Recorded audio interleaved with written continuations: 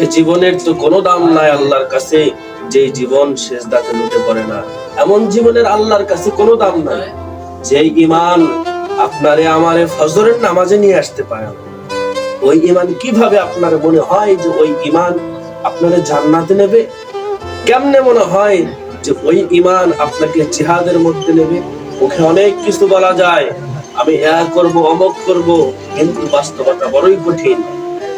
আপনি যেই সামান্য ঈমান, যেই দুর্বল ঈমান নিয়ে আপনি ফজরে মসজিদে আসতে পারলেন না, যোহরে আসতে পারলেন না, আসরে আসতে পারলেন না, আপনার কি মনে হয় যে ওই কঠিন কিয়ামতের দিন এই ঈমান দ্বারা মাফ পাবেন? আপনার কি মনে হয় যে জিহাদের ময়দানে যখন একজন মানুষ আরেকজন মানুষের কল্লাকে উড়ায় দিচ্ছে, ওই সময় আপনার এই ঈমান আপনাকে ওই জায়গায় রাখবে?